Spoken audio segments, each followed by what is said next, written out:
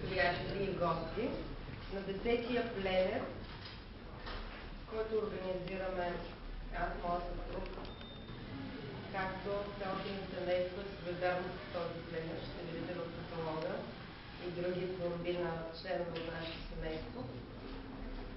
Много съм радостна, много съм щастлива, че продължаваме и успяваме да съхраним тази традиция. Колкото и шаблонно да звучи през тези години, винаги това ни е струвало нещо, ако щете време, отношение, внимание и на последно място средства.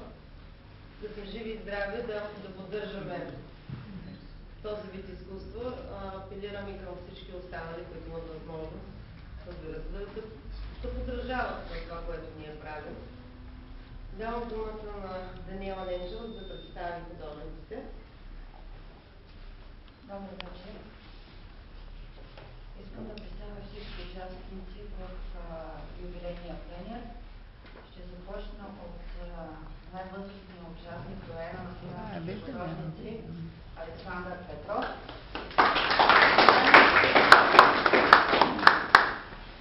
Стоян Генчев също е от Сливен, живее в Чехия от 30 години. Иван Славов също сливналия, живее в София, работила в Русе, Пловдив, Сливналия. Христо Вачев от Плевен.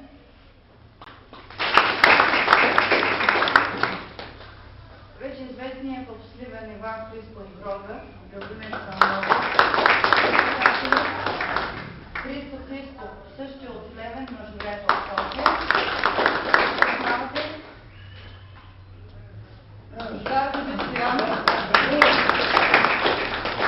Войник служил в Сливен. Виржиния Пенчева от Русе. Също още един сливнене, който живее дълги години в Плевен, в Пловдив, Мичо Панайотов, който е работил в художествената галерия в Сливен.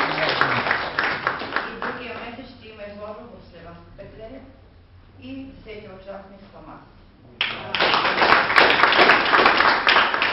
Уважаеми гости, ние искаме по традиционен начин да открием 10-тия пленер. Специално за него сме поканили няколко думи да представи изложбата Райна Йотова. Всички вие познавате от Радио Хоризонт, от прекрасното предаване Часът на синята мъгла. И Хоризонт. Добре? Да. Радио. И мисля, че най-подходящо място е сините камъни, синята мъгла. Дами и господа, скъпи приятели, с Даниела се разбрахме, че ще бъде кратка, защото по-добре е помежду си да имаме време да си кажем човешките думи за едно такова събитие. Безкрайно много и благодаря и на вас за поканата. Моите думи няма да бъдат така нито изкуствоведски, нито журналистически. Ще бъдат много човешки. В България последните 15 години се правят пленери, но много малка част от тях успяват да просъществуват.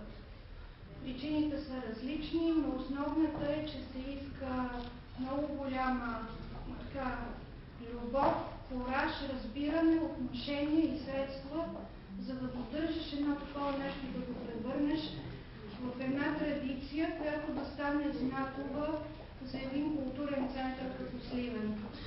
Аз нямам нито родово, нито кръвна връзка с този град, но откакто съм съзнателен човек и цялото мое поколение, надявам се тези след мен, знаят какво е било за културата и историята на България един град с такъв изключителен дух, който се надявам в новото време да продължи да бъде духовен център. Това днес никак не е лесно, но този пленер, 10-ти поет, е едно категорично доказателство за това. И аз го казвам неформално, казвам го много искрено, защото в годините на разстояние съм следила покрай мои приятели художници какви работи се оставят на този пленер, при какви условия работят художниците, как общуват и после в годините какво разказват.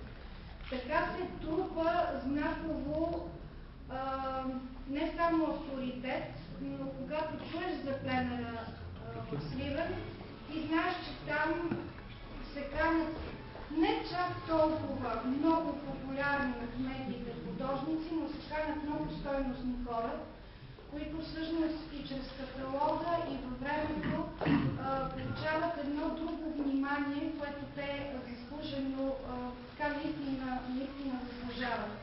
Още преди 10 години аз имах удоволствието да видя най-първата изложба от този пленер в София. Запомнила съм всяка една картина, всеки един каталог, следя годините какво се е случвало и мога да кажа, че това е една от най-стойностните и сериозни колекции, които са създавани. Не само с частен привкус, но колекция, която има стойност и въобще в историята на съвременното българско изкуство. Това, което много силно впечатление ми направи, че и в тази изложба е, че нещата са изключително искрени. Художниците не са се възползвали само от това да им бъде приятно някъде, при много добри и луксозни условия, а наистина са рисували пейзажа и природата на този край. Защото на всички пленери, които следя, авторите оставят и неща, които правят, ще бъда искрена да кажа, в ателиетата си, малко се провокират от истинската природа и ако трябва с едно изречение да определя цялостното отношение на тази изложба, това е една страхотна реабилитация на българския пейзаж в изкуството. На този пейзаж, който е роден от истинската, от живата природа, като истински пленеристи тези хора са рисували тук и това си личи.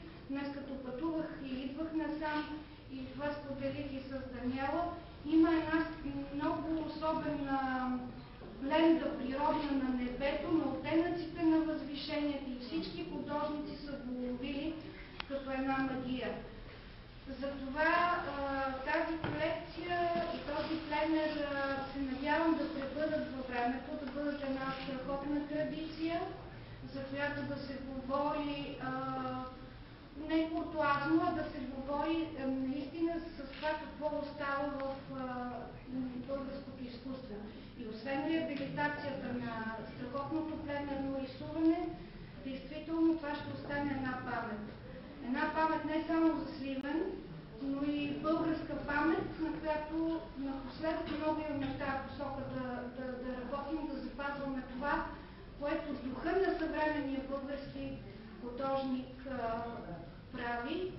На добър час на изложбата и на пленера да имате повече добри очи и хората наистина така знам какво преимущество и предимство и разкоша да участваш в този пленер. Благодаря ви за вниманието.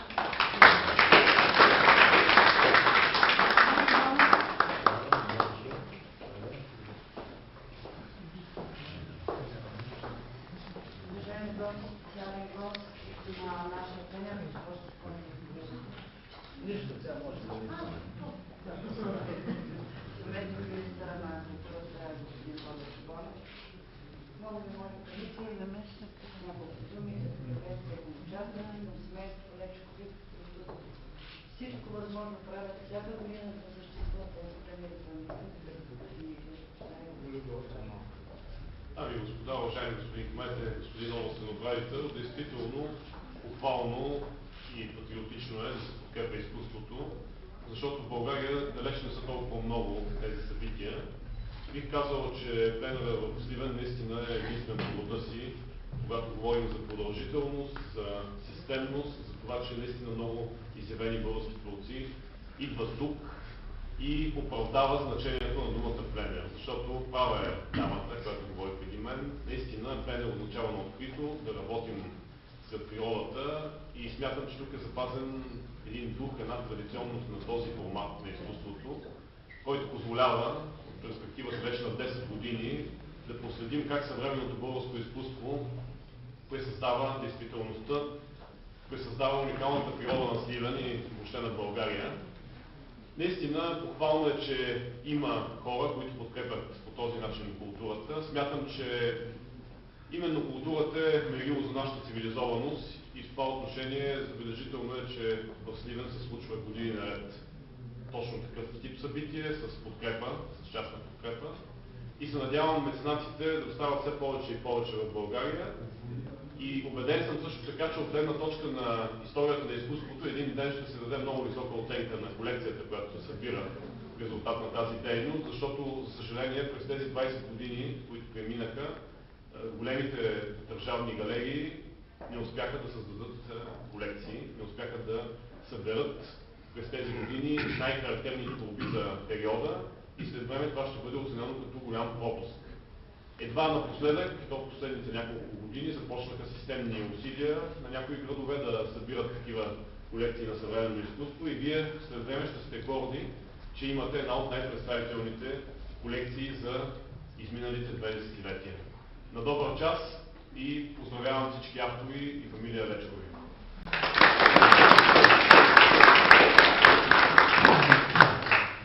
Искам да ви прочета един кратък поздравителен адрес, който съм убедена, че е изпратен с любов, а не по протокол.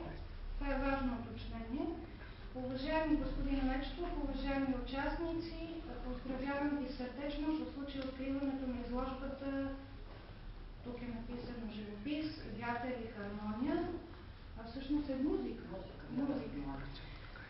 Представяща творби от 10-ти юбилейен пленер на град Сливен. През годините Сливен доказа, че има своето запазено място в културния живот на България. Убеден съм, че постигнатите резултати по време на пленера ще бъдат оценени по достоинство и ще провокират публиката да отвори душата си към красивото и творчеството. Изразявам благодарност към семейство Лечкови, които за пореден път подават ръка на съвременното българско изкуство. Пожелавам успех на изложбата. Архитект Георги Стоев, заместник-министър, Министерството на културата, Народна република България.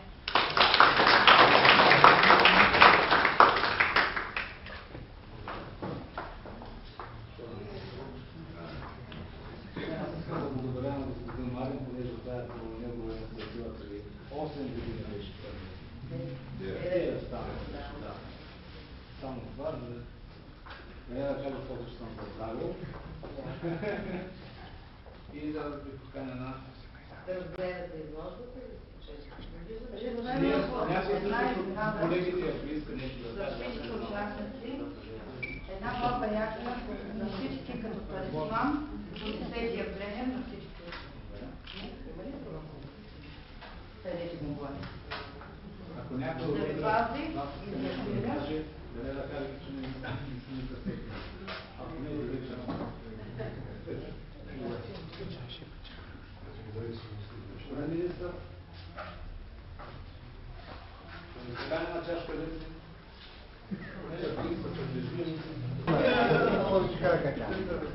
Ами дайте, там влезе на квартала, който не бяха решили. Това не може да сега да е